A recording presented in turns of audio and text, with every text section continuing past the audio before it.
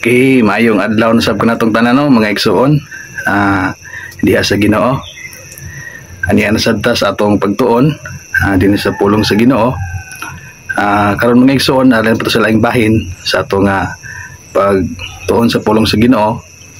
Nata sa part 7 karon mga igsoon. Nya magpadayon ta sa ato karon nga pagtuon ug pamalandong sa pulong sa Ginoo. Atong agi atong natunan kabahin sa pagtuo ni Abraham o pagtuo ni Tomas, pagtuo sa hunahuna o pagtuo diha sa kinising-kasing.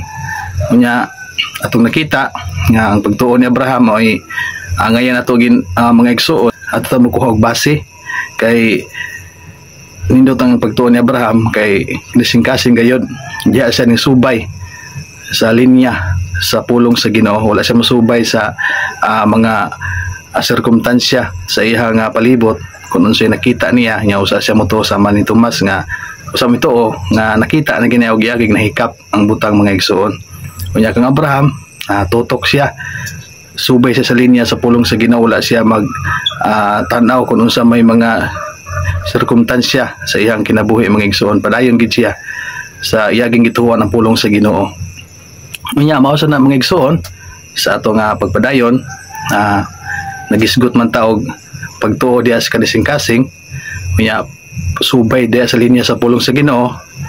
So ari ta mga igsoon mabasa na to diha sa Proverbio 4:20 ngadto sa 22 mga igsoon. Ari ta mo kaguluhan dinhi nya ato kini nga atunan kini nga mao nga teksto nagaingon dinhi mga igsoon sa Proverbio 4:20 ngadto sa 22 kung basahon.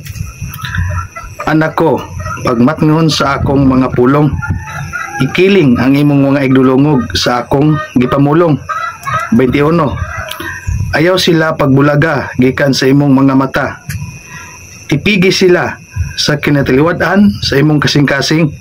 22. Kay sila kinabuhi alang ni adtong na nagpangita kanila o kaayuhan silang tibuok nga unod. So kini nga teksto mga igsoon nindot kayo ang pulong o pag saad sa Ginoo nga ingon siya nga pagmatngon siya mga pulong o ikiling ang imong igdulungog sa iha kunong gipamulong mga igsoon. Unya sa 21 dili sila ayaw pagbulaga gikan sa imong mga mata. So tutok ka murag si Abraham tutok gid sa pulong sa Ginoo. Tipigi sila sa kantiluwadan sa imong kasing-kasing. So katong mga pulong sa Ginoo mga igsoon tutukan nimo ang ihang pulong. Unya diya sa imong kasing-kasing mga igsoon imong tipigan murag magilom-hilom ra ka ba di ka padala sa mga unsa may mga kagubot mga igsoon o mga panghitabo sa kalibutan o unsa may panghitabo sa imong kinabuhi. Tutukan ra nimo ug imo gingikon sa imong kasing-kasing ang mga pulong sa Ginoo. Tipigan nimo sa kantiluwadan sa imong kasing-kasing. Ug ningon sa 22 kay sila kinabuhi alang ni adtong nga nagpangita kanila ug kaayuhan sa ilang tibuok nga unod. So kaayuhan sa tibuok nga unod medisina din ning pulong sa Ginoo mga igsoon. Kung doon na kay balatian sigurado gid nga maayo na mga igsoon diha lang sa pulong sa Ginoo kay ihang pulong medisina kaayuhan alang silang tibuok nga mga unod. So mao ni karon ang ato nga uluhan ug atong tun-an nga sa ato di ay nga pagkinabuhi mga igsoon dapat nga tutok ta diha gid sa pulong sa Ginoo. Subay kita dapita mga igsoon dili kita mo subay diha sa mga panghitabo nga usa ta mo tuo kay nahitabo na ug nakita na to.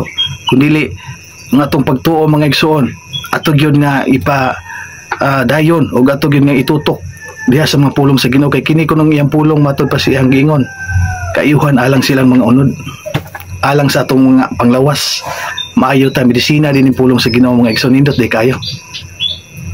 Mao na giingon diha sa Ginoo diha sa Mateo 8:17 nagingon diri mga igsoon sa Mateo 8:17 kini tuman sa gisulti pinaagi sa propeta nga si Isaias nga nagaingon gikuha niya ang atong mga kaluyahon o gipasa niya ang atong mga sakit. So ang imo ding sakit mga igsoon kuno na kay gibati nga sakit o balatian mga igsoon tutukin ang pulong sa Ginoo. Kuno siya gisulti sa Ginoo, tutukin na niya subay da sa linya og tuhuin ang pulunga mga igsoon nga ingon sa Ginoo naman. Tuman sa ingon ni propeta Isaias nga gikuha na niya ang atong kaluyahon. Iyan ang giayo atong mga sakit ni Jesus Christ ngadto sa cross. Gikuha na niya. Ingon diri kini tuman sa gisulti pinaagi sa propeta nga si Isaias nga nag-ingon gikuha niya ang atong mga kaluyahon ug gipas-an niya ang atong mga sakit.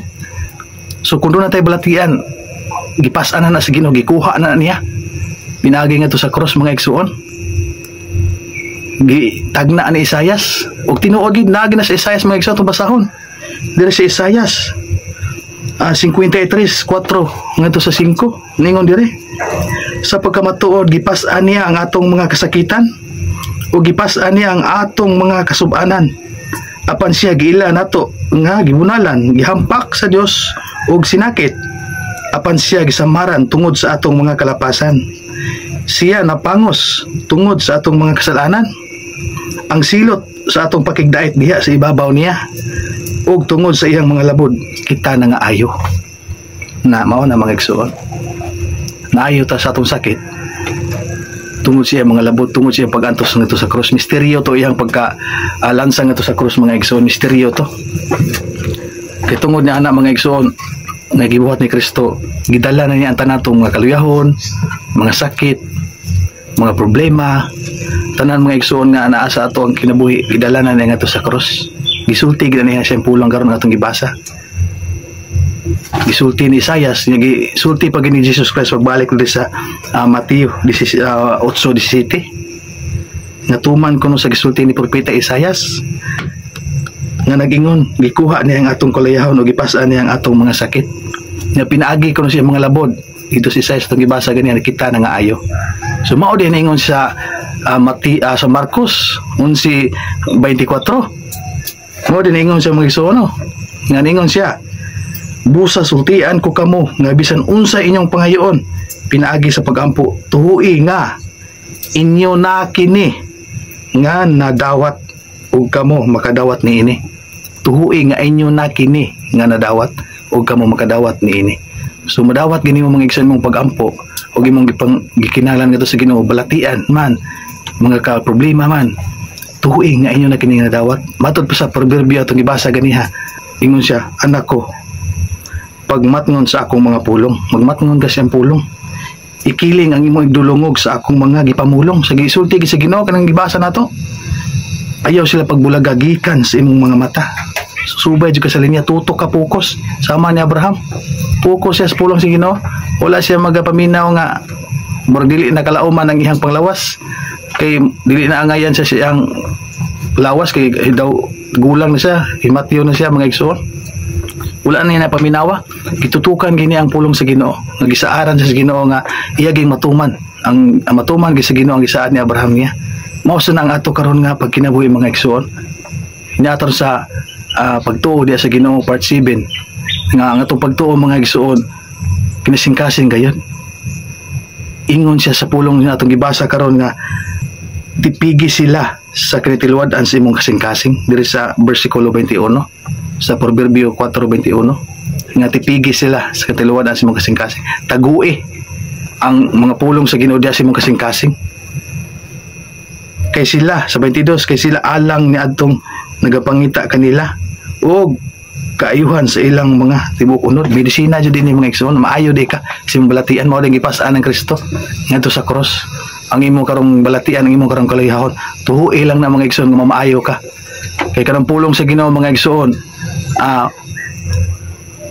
gahom na og medisina ka na sa imuha nga tibuok nga unod sa imong tibok lawas.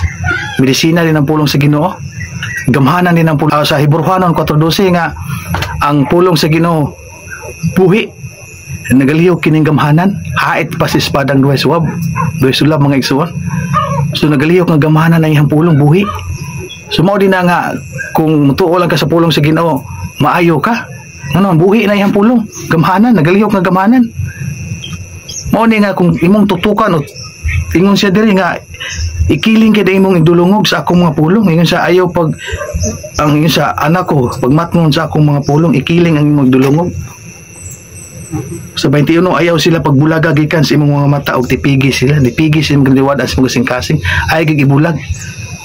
Mubasa ka sa Biblia, subay na silinya niya kinisingkasing nga mutuo ka nga bisan unsa imong giampo o gikinahanglan makuha gani mo magison makuha gyud. Ingon man siya sa Marcos 11:24 tong gibasa karon ganiha.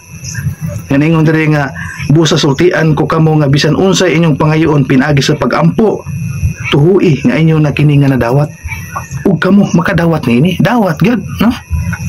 Mao nindot jud kayo ang pulong sa Ginoo mga igsoon sa iyang gisulti nga ayaw gyud ibulag sa imong mga mata ang iyang mga pulong ug tuhui gina mga igsoon nga mamuhat na magapanglihok na sa imong kinabuhi. Kay kini ingon siya sa 22 kay kini di ko no mga igsoon sa impo kay kini iya din pulong ingon siya sa 22 kay sila kinabuhi alang ni adtong nagapangita kanila og ayuhan sa ilang mga tipukunon. Maayo jud ka mga igsoon. Simuha nga balatian man sin problema maayo ka tungod lang sa pulong sa Ginoo. Tuhi lang gyud mga igsoon sa imong kinabuhi karon. Ang pulong sa Ginoo nga bisan unsay magikinahanglan tuhi nga nadawat na nimo. Iyan na nang nahimo.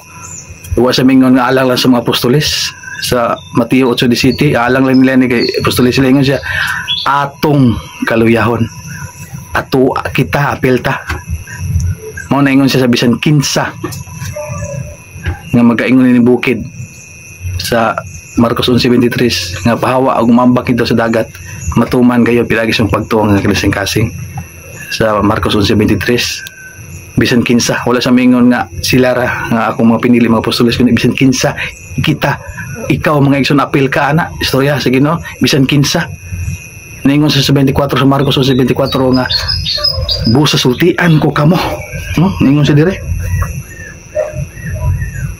nga bisan unsay inyong pangayoon pinaagi sa pagampo tuwi nga inyo na kini nga nadawat inyo na gyud nadawat mga igsoon. Ang angay ang yawi lang gina mga igsoon nga makuha nimo na maor gyud imong pagtuo nga kasing-kasing.